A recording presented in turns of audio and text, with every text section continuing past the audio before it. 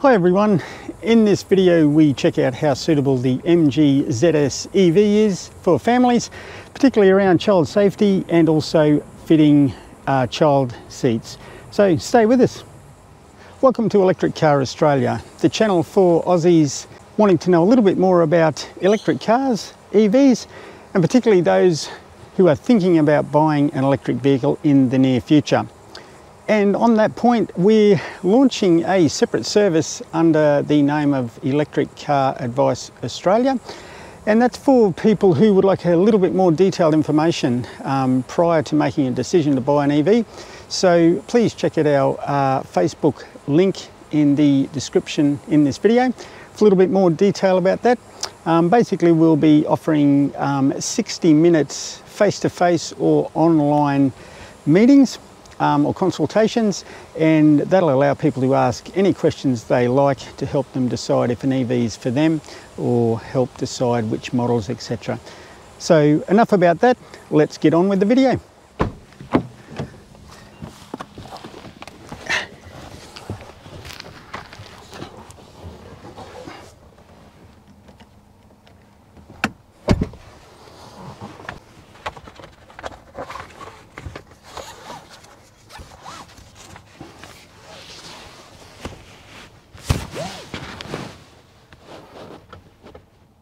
Well, here I am, wedged between the two child seats in the back of the MG ZS EV. Now look, today's video, and I'll just check my notes to make sure we don't miss anything. I wanted to show you guys the general space in the back of the ZS EV, particularly around child seats. We'll do some measurements, so we'll get the tape measure out and we'll take some measurements to give you guys a bit of an indication of what you can expect if you're looking at purchasing one of these cars or comparing them against some other small or compact SUVs, which obviously the MG ZS EV is. We'll show you the two ISOFIX points. So these have two ISOFIX points and 3 top tether points, so we'll show you those. We'll show you a little bit about the seats. So obviously different brands and models of seats fit differently. We've actually got 4 seats. So we've got 2 cars, so we have 2 seats in this car and 2 seats in our other car. So we'll talk a little bit about the differences that we've found between the brands and models of the seats. And we'll also talk about the ANCAP safety rating. Now, this has just been released for the MG ZS EV. Prior to that, we were working on the Euro ANCAP, but given that the EV was released in Australia in November 2020, which is the model that I'm sitting in. This was one of the first models sold in Queensland here in Australia. So ANCAP, the Australian version of the safety ratings, has now been released for this car. So we'll go through some of those and I'll put some screenshots up, particularly around child safety, because that's important to all of us when you're looking at cars and when you're comparing different models of cars. So let's get into it. The general space, as you can see, I am sitting in here, but it would really be for short distances, super emergency stuff. My hips, my bum fits okay between the 2 seats, primarily because this seat on my right here has a tapered bottom or base, so I can fit nicely in there. So comfort wise down below, I'm okay. It's this shoulder thing here. So between, obviously the child seats have good head safety support for the kids. That's what takes up the space, and that's really annoying and it's uncomfortable. Again, I could sit here for a little while. I'd say maximum 15-20 minute drive. You could adjust yourself a little bit more comfortable sitting forward and play around, but I tell you what, you wouldn't want to stay here too long.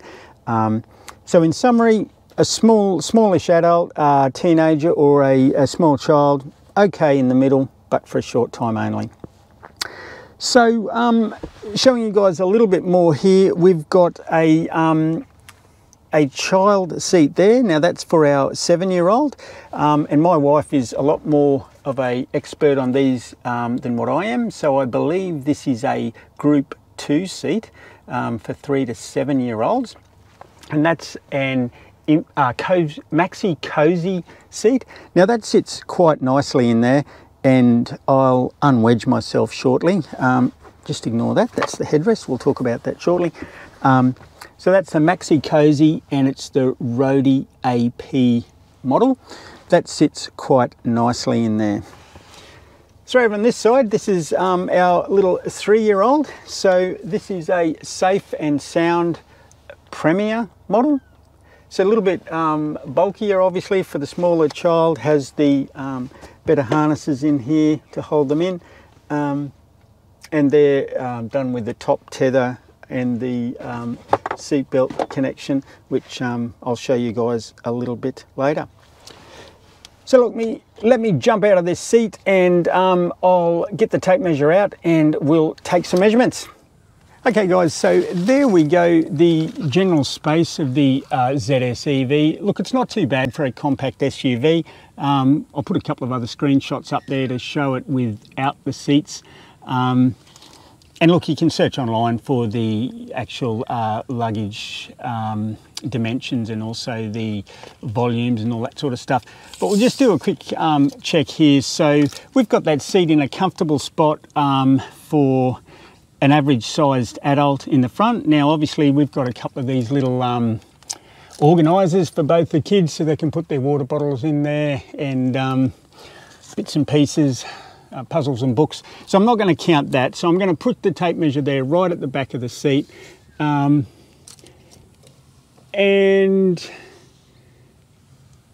it doesn't want to focus too bad. That's about 200, I'd say that's about 290, 300. So we can say 300 millimeters. So that's 300 millimeters the kids have got there. So lots of space there. I'll show you shortly. You have to actually take the headrests out when you're using the top tethers. So as you'll see, both of the headrests are removed from the car. So look, that seat fits in there nicely. So that's the Maxi Cozy Roadie AP. Now I'm sure there's some other brands that would fit in there okay as well. Just checking my notes from our other car. So we've got a Infa Secure for our 7-year-old in the other car, and it also fitted in there quite nicely. So I'll just move that front passenger seat forward.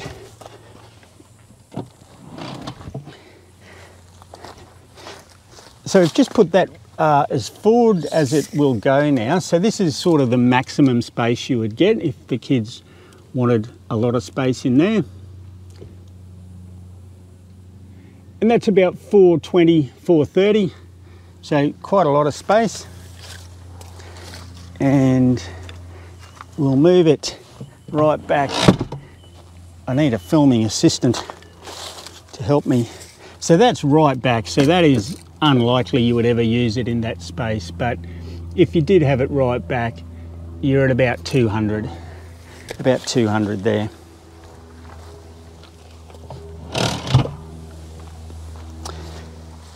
So to just check a couple of more measurements, let's go to the roof.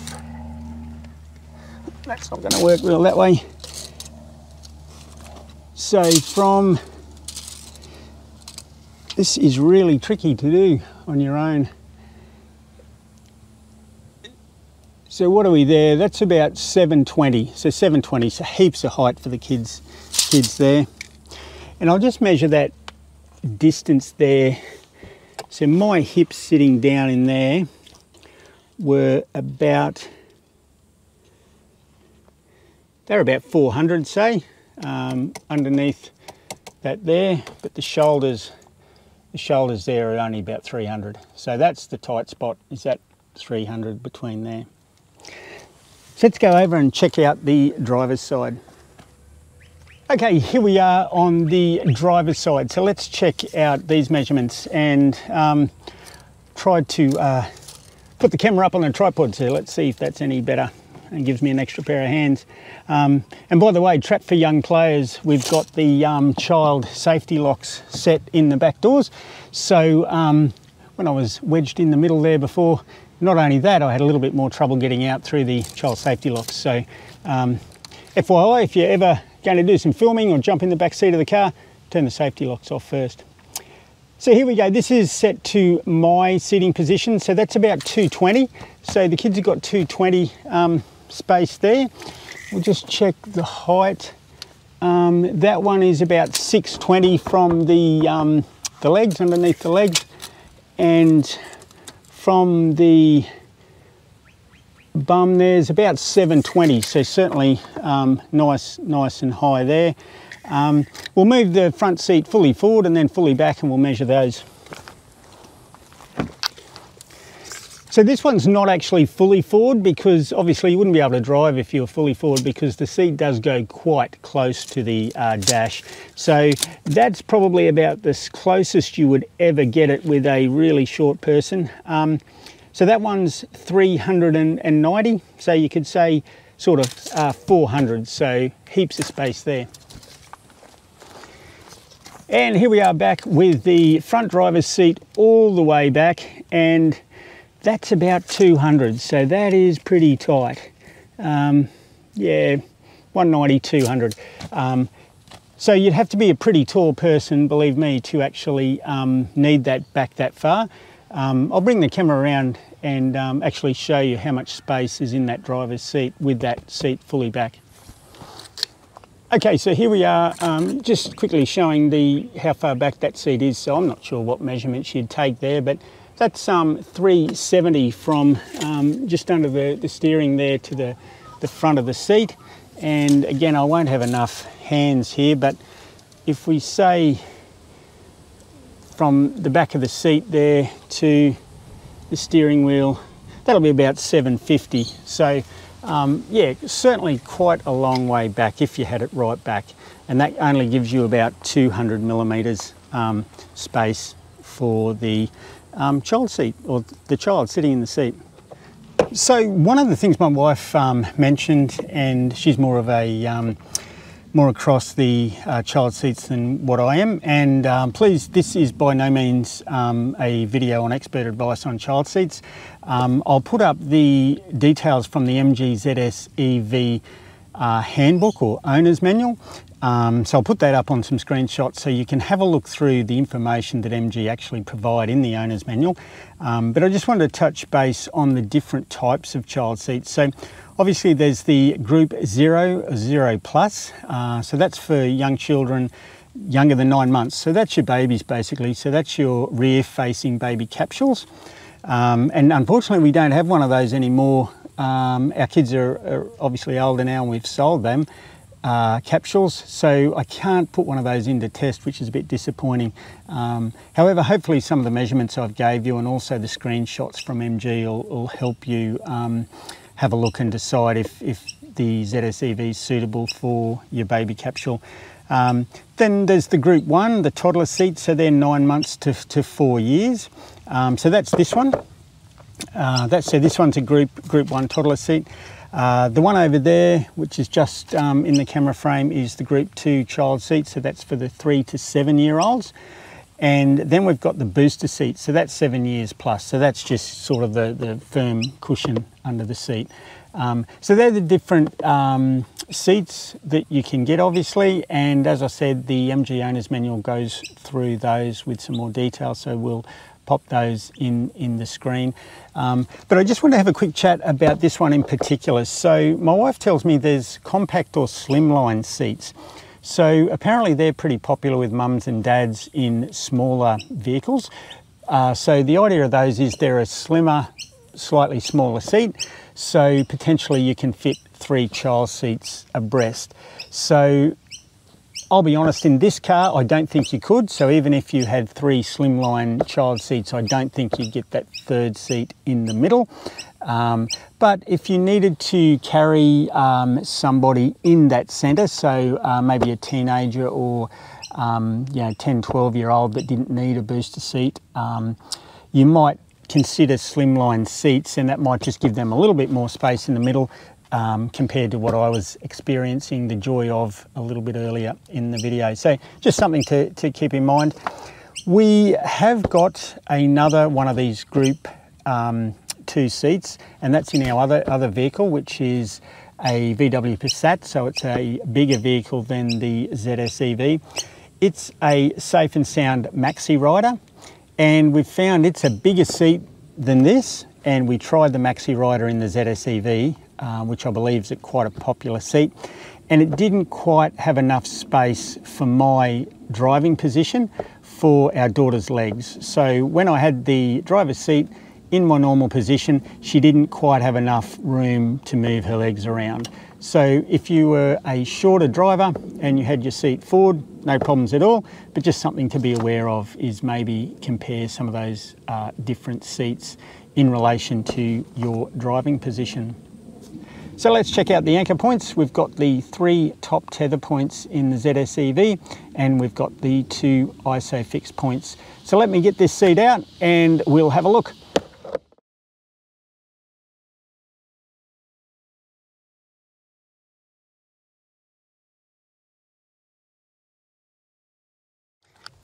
Okay, now I haven't cleaned the car, so not sure what sort of goodies we'll find under here.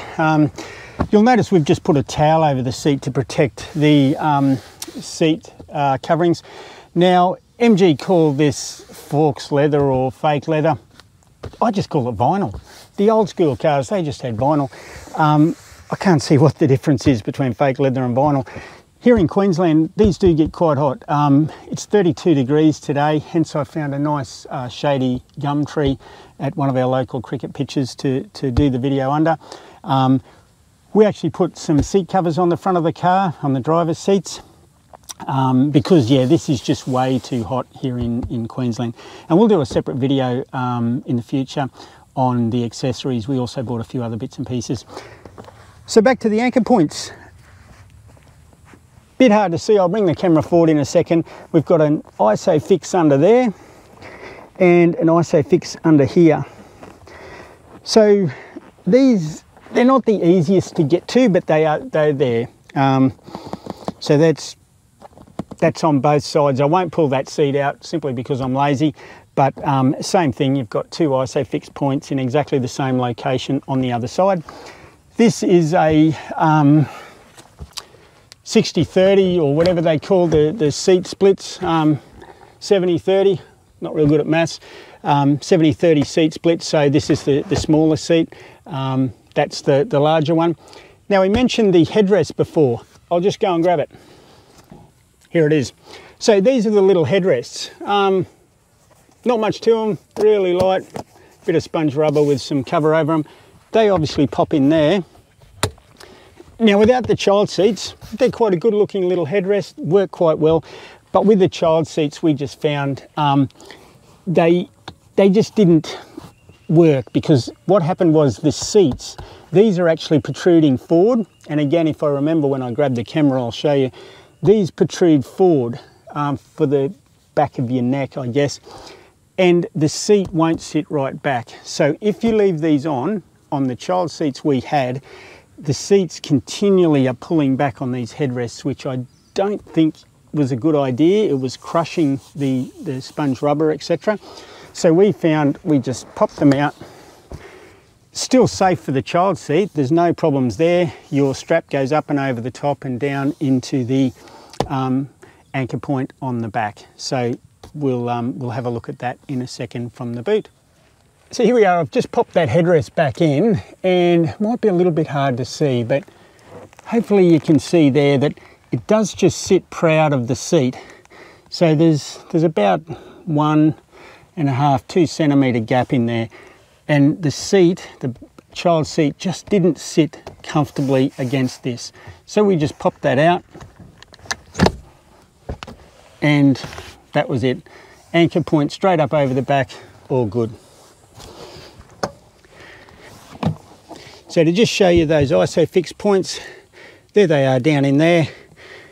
There's a little indication there. I'm not sure, I'm assuming that's what that means, ISOFIX point.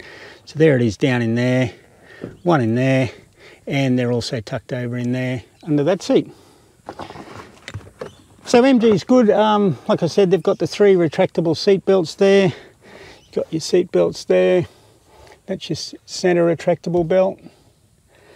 And these fold down, and there's your anchor point in the back. So we'll just go around to the back. So here we go, there's your 3 top tether anchor points, 1, 2, third one there. So look, they're nice and easy to get to. They're just tucked in that little, famous last words, nice and easy. Now I can't get it in. Anyway, you get the idea. It's tucked in there. This one's over, and you can see there that headrest there. If we put the MG's headrest on, it just pushes that seat forward, and we just couldn't get it tight enough back. I was a lot more comfortable with it taking it out and having that nice and tightly back there. And we do actually need to tighten it up a little bit because I just whacked these back in to come and do the video. So while we're in the back of the MG here, recently we took the car back to MG to get them to have a look at a steering knock. And I'll include a link to a previous video where we mentioned that above. So that's up top. And we got a MG HS as a loan car. And the HS, it's not a direct comparison because it's a bigger car, a little bit more luxurious feel inside. But one of the things I did notice was this luggage space. So we were really impressed with the ZS EV. This is a false floor. So there's our charge cable under there and the emergency, etc. But that's quite deep. And you can pull this out, so that false floor, that can come out and sit on top of there, and that gives you a pretty much flat loading across for your seat. We prefer to have it down so we get the maximum amount of space. And as you can see, the lip there, so in some cases the lip's a bit of a disadvantage if you're lifting stuff in and out, but that goes to show how deep this boot is, and we'll get the tape measure out again in a second. But the HS was flat from there across. So you lost all that space. Again, admittedly, it was a petrol model, so that could be different because there's a fuel tank under there. Not sure. Anyway, just quick observation, getting a little bit off track, but just wanted to cover that off while we were here. We'll do a separate video on basically the luggage capacity of the car. We'll load it up with some suitcases and stuff another time. But just let me get the tape measure and we'll measure a couple of things here. Okay guys, we'll have to wrap this up. We're nearly out of battery, so if we just measure that there, that's 100 millimeters of extra space you get from that false floor lift. That to the base there is 880, so that's at the lowest point. And we've got 200 millimeters extra depth from that loading point. So that's quite a bit of space compared to the HS. So guys, the final thing I just wanted to run through was the ANCAP safety ratings. So in November 2020, this car was released in Australia. It was given a 5-star rating recently by the ANCAP safety audit. 90% safety rating for adults, 84% for child protection. Vulnerable road users, so that's your cyclists and your pedestrians, they got rated only a 64, so that's not real flash. And safety assistance features, it got 71%. So we'll include a link in the description below in the video, and I really do suggest if you're comparing the ZS EV against other EVs, or in fact other compact SUVs, really do encourage you to go to that ANCAP site and have a look at that. And it's probably worth even going to the Euro ANCAP site and just making a few comparisons there. Because if you're not quite ready to buy an EV yet, there's a fair few EVs that are available in Europe that may come to Australia in the next 12 to 18 months. So to help you make that decision about whether you're going to pull the trigger now or wait a little while, maybe just have a look at that Euro ANCAP site as well. And we'll also put a link in the description below for that one. So that's it guys, I hope the video's been helpful. It's a big decision buying a new car, and it's an even bigger decision buying an EV. And again, if you've got children, the most important people in our lives, so we really want to make sure we protect them. So I hope you've found the video useful, provided a little bit more information on the suitability of the ZS EV if you are a family with a couple of kids, and also the safety ratings of the car. Thanks again for watching. Please subscribe to the channel if you haven't, share it with your friends, give it the thumbs up, and by all means provide your comments in the video as well. We love hearing back from our viewers with suggestions, even pats on the back. It all goes towards giving us some more direction on what you guys want to see. And don't forget that new service we're launching, so check out the YouTube page. We're still working on that, but if you are close to making the decision on buying an EV, it's probably not a bad investment to spend a few dollars to book a 1-hour session, have a good chat, have your questions answered before you pull the trigger and spend the dollars on a new car. Thanks everyone, stay safe. Thoughts are with everyone in Europe and America with terrible weather and snow at the moment. As you can see, we're here 32 degrees here in beautiful sunny Brisbane, slight breeze. And if you're wondering why I've got long sleeves and jeans, I absolutely get roasted these days when I go out in the sun. So I usually have longies on when I'm in and out of the sun. Thanks guys, take care, and we'll talk to you next time.